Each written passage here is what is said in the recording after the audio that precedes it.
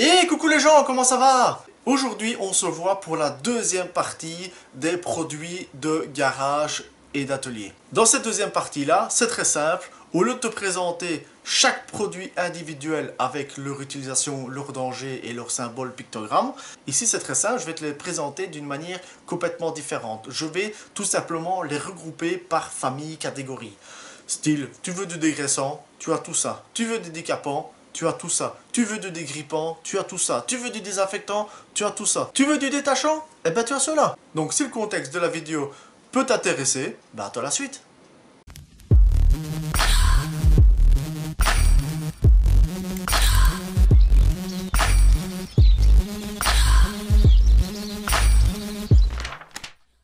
Ce qui est intéressant dans cette deuxième partie-là, c'est que, rappelle-toi justement de la première partie, c'est que je t'avais présenté tous les produits qu'on pouvait avoir. Et tout ça par ordre alphabétique, avec leur deuxième nom, leur danger, leur utilisation, leur pictogramme de danger. Dans cette deuxième partie-là, je voulais justement te les présenter en regroupés par catégorie, voire famille, tu vois.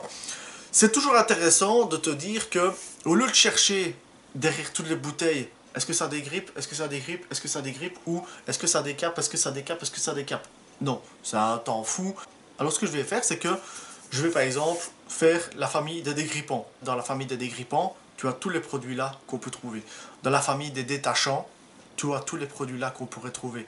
Dans la famille des dissolvants, tu as tous les produits là. Dans la famille des désinfectants, tu as tous ces produits-là. Donc, tu vois, c'est une deuxième manière d'aborder justement les produits qu'on pourrait trouver dans son garage, voire son atelier. Et ce que je te propose à la fin de la vidéo, c'est un grand fond d'écran. Enfin bon, pour la vidéo, ce sera un fond d'écran. Tu n'as qu'à mettre pause et tu fais un print screen, donc une capture d'écran. Je parle bien anglais. Et grâce à ça, tiens qu'à toi à le sortir à l'imprimante et le mettre dans ton garage ou ton atelier ou ou que sais-je. Mais je sais très bien que c'est toujours utile d'avoir un résumé de tous les produits qu'on peut avoir et qui sont commercialisés. Parce que voilà, je ne vais pas parler de l'acide le plus fort du monde, c'est impossible de trouver dans le commerce. Je ne vais pas non plus te parler des solvants qu'on utilise pour faire des médicaments. Ça, c'est pas possible de trouver dans le commerce. Non, je te parle de tous les produits qu'on pourrait trouver dans le commerce. Donc, que tu peux te procurer via en ligne ou via dans les grandes surfaces de bricolage. Alors maintenant, ce que je vais faire, c'est que arrêtons le blablatage et je te laisse visionner la vidéo. Allez, on se dit à tantôt.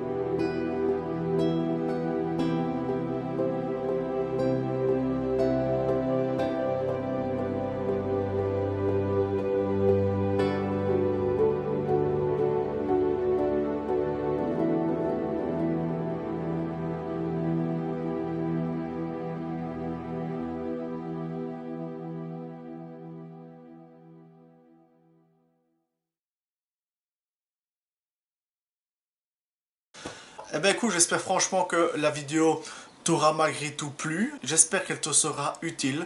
Moi, pour ma part, à titre d'info, parce que j'aime bien parler avec toi, c'est que j'en ai toujours chié quand je voulais trouver un produit adéquat à ce que j'avais besoin.